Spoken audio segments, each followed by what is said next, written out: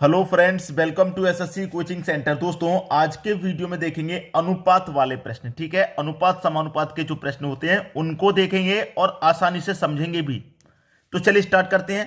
पहला प्रश्न है, दो संख्याओं का अनुपात 4:9 है और उनका अंतर 215 है, तो उनमें से छोटी संख्या ज्ञात करें। दो संख्याएं हैं कोई भी, तो दो संख्याएं, तो ये पहली संख्या हो गई और ये हो गई आपकी दूसरी संख्या। ठीक है, दोनों संख्याओं का अनुपात है 4:9। ठीक है, इतना क्लियर। उनका अंतर 215 है। भाई आपके पास क्या दे रखा है? अंतर दे रखा है। जब आपके पास अंतर है तो आप अनुपातों का भी अंतर कर लो। 4 का और 9 का अंतर कितना आएगा? 5। तो इस अंतर में अनुपात के अंतर से आप डिवाइड दे दीजिए। 2 से कटाऊंगा, 5 से कटाऊंगा, 5 चौके 20, 5 त्रिका 15, 43 बार में ये कट गया। 43 बार में। आपसे पूछ रहा है कि छोटी संख्या ज्ञात करें, तो 43 से छोटी संख्या में गुना कर दो। छोटी संख्या वही होगी जो अनुपात में छोटी होगी। तो दोनों में अनुपात में छोटा 4 है, तो 4 छोटी संख्या है। तो 43 का गुना 4 से कर देंगे, कितना जाएगा? 4 त्रिका 12 का 2, कैरी का 1, 4 चौके 16 और कैरी का 1 17। 172 आ गई भाई छोटी संख्या, 172। ठीक है, क्लियर है? आसानी से समझ में आ गया। बड़ी संख्या पूछता तो आप 9 से गुना कर देंगे, तो 9 त्रिक का 27, 9 त्रिक का 27 का 7, कैरी का 2, 9 चौक 36, 36 में 2 जोड़ देंगे, कितना आ जाएगा? 38। तो ये 372 आपकी बड़ी संख्या हो गई। छोटी संख्या आपसे पूछी है, पहला ऑप्शन सही हो गया 172। अब बड़ी संख्या पूछता तो 378, और दोनों का अंतर तो कितना दे रखा है? 215। अगर आप इनका अंतर करेंगे तो कितना आएगा? 215 ही आएगा। 7 में से 2 घटा दीजिए 5, 8 में से 7 घटा दीजिए 1, 3 में से 1 घटा दीजिए 2। भाई 215 इनका अंतर आया है कि नहीं? बिल्कुल आया है, और अंतर आपका 215 ही दे रखा है। हमने सब कुछ चेक कर लिया प्रश्न में। ठीक है, हमारा आंसर आ गया 172। अब देखेंगे अगला प्रश्न। अगला प्रश्न है, यदि a अनुपात b बराबर 7:9 और b अनुपात c बराबर 5:7, तो a अनुपात c क्या होगा?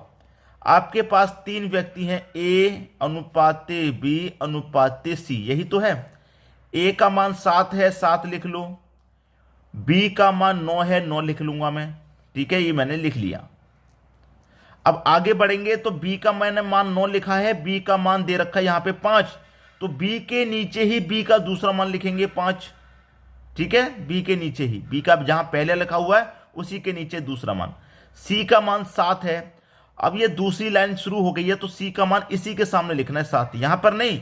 ये दूसरी लाइन शुरू हो गई, c के सामने 7 लिख लिया, कोई दिक्कत नहीं। अब हमारे पास क्या है? ये खाली जगह बची, ये खाली जगह बची। जहां खाली जगह बचती है ना, उसके बराबर वाली संख्या वहां पे ले लेते हैं 9। 5 नहीं लेंगे, 7 नहीं लेंगे, ये वाली संख्या लेंगे। इस तरीके से लेते हैं, ये सही मेथड है। इस तरीके से नहीं लेते, ये गलत मेथड है। इस तरीके से लेते हैं। अब ये खाली स्थान है तो इसके बराबर वाली इस तरीके से 5 है यहां पर, तो 5 ले लेंगे। ठीक है, 5 सत्ते 35, 9 पंजे 45, 9 सत्ते 63। आपसे किसका मान पूछ रहा है? आपसे पूछ रहा है दोस्तों a अनुपात c, a अनुपात c पूछ रहा है। तो a का कितना निकल के आया भाई? 35। c का निकल के आया है 63। कटा लीजिए, आंसर आ गया। ठीक है, कटा लूंगा मैं। 7 पंजे 35, 7 निमे का 63। 7 से दोनों संख्या कट गई, 5:9 में। पहला ऑप्शन सही हो गया, बात खत्म हो गई। आसानी से समझ में आया, कोई दिक्कत नहीं किसी को। अब देखेंगे अगला प्रश्न। अगला प्रश्न है, यदि a अनुपात b बराबर 3:4 और c अनुपात b बराबर 4:5 हो, तो a अनुपात b अनुपात c बराबर क्या? क्या दोस्तों a अनुपात b अनुपात c बराबर क्या होगा? a का मान कितना है? 3 है तो 3 ले लो। b का मान 4 है तो b का मान 4 ले लो। ले लिया, कोई परेशानी नहीं होगी। अब यहां पर देखिए, प्रश्न में कंफ्यूजन पैदा कर दिया। उसने क्या कहा है? c का मान 4 है और b का मान 5 है। भाई b का मान पहले हमने 1 लिख लिया, 4, लेकिन b का पहले लिखेंगे मान, c का बाद में लिखेंगे। यहां पर c का दे दिया। अगर आपने c का लिख लिया पहले यहां पर, तो फिर b का बाद में यहां 5 लिखेंगे तो गलत हो जाएगा। पहले b का ही लिखिए, पहले b का ही लिखिए 5। लिख लिया b का 5। अब c का लिखिए 4, तो c का कहां लिखेंगे? दूसरी लाइन चालू हो गई तो वहां लिखेंगे। ठीक है, ऐसे पहले जो बताया था बिल्कुल वैसे ही। ये खाली जगह है, इसके बराबर वाली संख्या 4 लिख दो। ये खाली जगह है, इसके बराबर वाली संख्या 5 लिख दो। 5 तिरिका 15, 5 चौके 20, 4 चौके 16। बस यही आपका आंसर आ गया। ए बी सी पूछ रहा था, ए का मान 15, बी का मान 20, सी का मान 16। कट के छोटा हो सकता था तो काट देते, लेकिन नहीं कट रहा था। 2 से भी नहीं कट रहा और 3 से भी नहीं कट रहा, क्योंकि कटेंगे तो सभी संख्या कटेंगी। ठीक है, 2 से ये भी कटनी चाहिए, ये भी कटनी चाहिए, ये भी कटनी चाहिए, लेकिन तीनों संख्या 2 से नहीं कट रही और ना ही तीनों संख्या 3 से कट रही। जब नहीं कट रही तो यहीं छोड़ देंगे, यही आपका आंसर है। ठीक है, यही आपका आंसर हो गया 15, 20 और 16। अब देखेंगे अगला प्रश्न। अगला प्रश्न है, यदि x बराबर 1/4 इंटू वाई और y बराबर 1/3 इंटू जेड, तब x अनुपात y अनुपात z किसके बराबर होगा? x अनुपात y अनुपात z किसके बराबर होगा भाई? देखिए, प्रश्न की अगर मैं आपको बात बताऊं, आसानी से समझिएगा। अगर मैं प्रश्न में आपसे ये कहूं कि यहां पर जो y है वो गुना में है, यहां पर जो z है वो गुना में है कि नहीं? गुना में, गुना में है कि नहीं? ये गुना में है या नहीं है? गुना में है। जब आपको इतना पता है कि जब ये गुना में है तो किसके गुना में है? 4 के गुना में भाई। गुना में ये है। गुना में ये कब आती है? जब ये यहां पे होती है तभी तो गुना में आती है। ठीक है, गुना में तभी तो आती है। जैसे कि x के बटे में ये y होगा, y को मैंने यहां से हटाया तो यहां गुना में पहुंच गया। अब मैं यहां से वापस लाऊंगा तो यहां आ जाएगा ये। उसी तरीके से z को मैं यहां से हटाऊंगा, यहां पे z आ जाएगा, तो x का मान 1, y का मान 4, y का मान 1, z का मान 3, इस तरीके से हो जाएगा।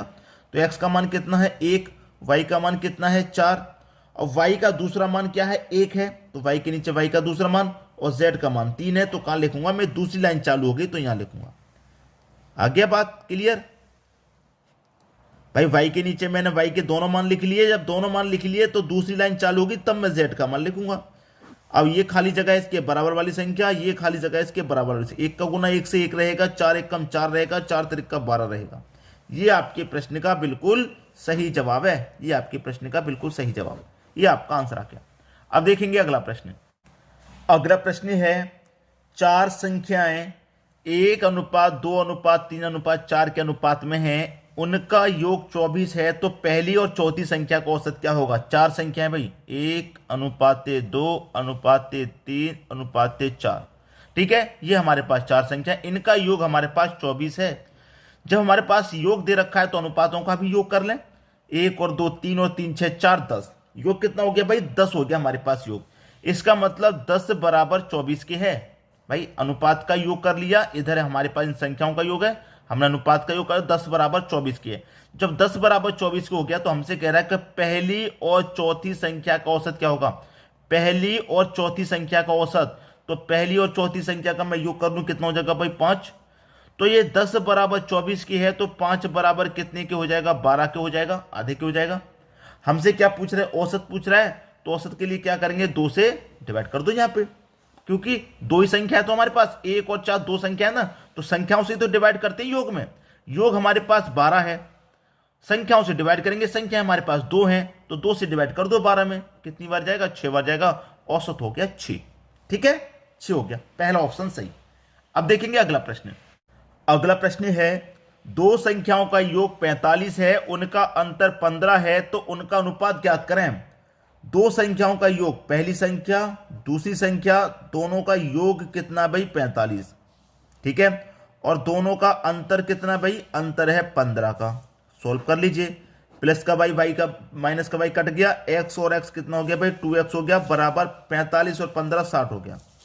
2 से 60 कट जाएगा 30 बार में, x का बराबर कितना आ गया? 30। x का मान 30 आ गया। अब जब x का मान 30 है, x प्लस y दोनों का मान हमारे पास 45 था, अकेले x का 30 है, तो y का कितना होगा भाई? 15 होगा, तभी तो दोनों को जोड़ के 45 होगा कि नहीं होगा? तो हमारे पास x का कितना भैया? 30, और y का कितना भैया? 15। दोनों का निकाल गया। निकल गया कि नहीं निकल गया? दोनों का निकल गया।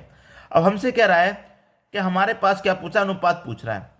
x और y का अनुपात पूछ रहा है, जबकि x का मान 30 है और y का मान 15 है, दोनों का अनुपात पूछ रहा है। कटा लीजिए भाई, 15 दूने का 30, 15 एकम 15, 2 अनुपात 1 हो जाएगा। ये आपका आंसर हो गया, 2 अनुपात 1। क्लियर हुई बात? अब देखेंगे अगला प्रश्न। अगला प्रश्न है, यदि 3x बराबर 5y बराबर 4z हो तो x y z का मान क्या होगा। देखिए 3x बराबर 5y बराबर 4z, कभी भी इस तरीके का प्रश्न हो, कभी भी हो, ठीक है, सभी संख्या बराबर में हो, तो ये आपके पास जैसे कि 3 5 4 है ना, इन्हें क्या करेंगे, 1 के बटे में लिखेंगे। 1 के बटे में 3, ठीक है, अनुपाते 1 के बटे में 5 अनुपाते 1 के बटे में 4, इस तरीके से लिख लेना है। अब 3 5 और 4 का आप एलसीएम ले लेंगे, कितना हो जाएगा भैया, एलसीएम हो जाएगा 60। कितना हो जाएगा एलसीएम, एलसीएम हो जाएगा 60। 3 से 60 को काटूंगा 20 बार में कटेगा, 20 का गुना 1 से करूंगा तो 20। 5 से 60 को काटूंगा 12 बार में जाएगा, 12 का गुना 1 से करूंगा तो 12। 4 से 60 को काटूंगा 15 बार में, 15 एक कम 15। आ गया आपका आंसर भाई 20 12 15। बताइए, बहुत सारे बच्चे सोच रहे होंगे पता नहीं कैसे हो गया कि नहीं हो गया। कभी भी इस तरीके की संख्या को 1 के बटे में लिख लिया, नीचे वाली संख्याओं का एलसीएम ले लिया। अब 3 से कटाओ, जितनी बार में कटेगा उतने का गुना ऊपर वाली संख्या से। भाई 3 से कटाऊंगा 20 बार में कटेगा, 20 का गुना ऊपर वाली संख्या से। 5 से कटाऊंगा 12 बार में कटेगा, 12 का गुना ऊपर वाली संख्या से। 4 से कटाऊंगा 15 बार में कटेगा, 15 गुना ऊपर वाली संख्या से। आपका ए एक्स वाई जेड तीनों निकल के आ गया। यही आपके प्रश्न का सही जवाब है, 20 12 15। 20 12 15 बी ऑप्शन आपके प्रश्न का सही जवाब हो गया। शेयर अधिक से अधिक कर देना दोस्तों, सभी के पास तक वीडियो को पहुंचा देना। ठीक है दोस्तों, वीडियो देखने के लिए आपका बहुत बहुत धन्यवाद।